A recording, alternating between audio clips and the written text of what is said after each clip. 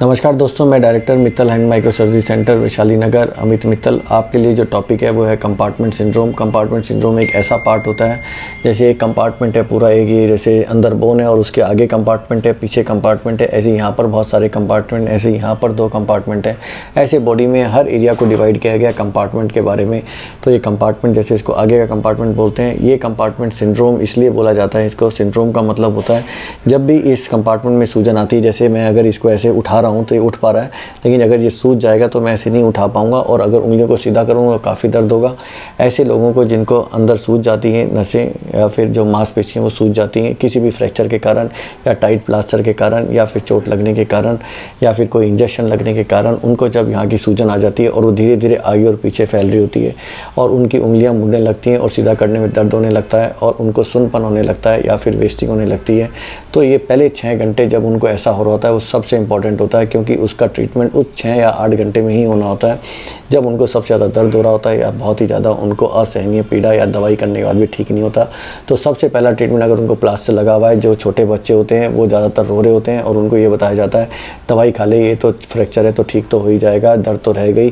तो आपको immediately plaster को फ्री करना है, कम्प्लीटली, मतलब कम्प्लीटली फ्री करना है। कहीं से भी उसका कनेक्शन नहीं होना चाहिए, आर पार में गोल में कहीं भी नहीं होना चाहिए, सारी की सारी बैंडेज क्लीन करो। जैसे ही आप ये कर लोगे तो आपने विदाउट डॉक्टर होके भी आपने अपने बच्चे का बहुत बड़ी जो मेजर कॉम्प्लिकेशन है उससे बचा लिया।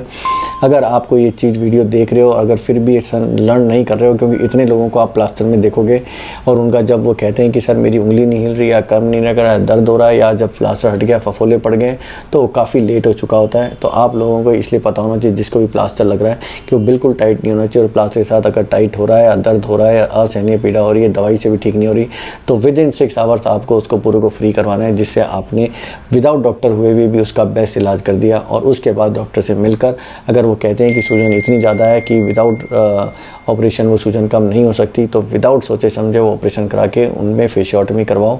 उससे आपका हाथ भी बच जाएगा और बाद में जब दिक्कतें जो आने वाली होती हैं, उंगलियों की जकड़न, सुनपन या फिर वेस्टिंग, वो बिल्कुल नहीं होंगी। हमारे पास जब ऐसे लोग आते हैं उनके सब कुछ हो चुका होता है, फिर हम उनके सेकेंडरी बहुत सारे प्रोसीजर करते हैं, जैसे कि वॉल्कमैन इस्केमिक कॉन्ट्रैक्चर के आपने मेरे बहुत सारे वीडियो देख लिए होंगे, जिनके रिजल्ट बिल्कुल ऐसे आते हैं और फिर हम ऑपरेशन करके ठीक करते हैं। लेकिन हम चाहते हैं वो प्रॉब्लम किसी को ना हो, ऐसी कंपार्टमेंट सिंड्रोम की। इससे आपको इस वीडियो के द्वारा ये पता चल जाएगा जिसको भी प्लास्टर लग रहा है उसको क्या प्रिकॉशन रखनी है, जिससे उसको कंपार्टमेंट सिंड्रोम ना हो। कंपार्टमेंट सिंड्रोम सबसे मोस्ट डेडली बेकार कॉम्प्लिकेशन है प्लास्टर की। अगर उससे ये हो जाती है तो मान के चलना कि उसके बाद ऑपरेशन संभव ही करने के बाद भी बहुत ही कम चांसेस होते हैं कि हम उनको बिल्कुल पहले जैसा नॉर्मल हाथ बना पाएँ। इसलिए आपको ये चीज़ छोटे बच्चों में खास तौर से ध्यान रखनी है।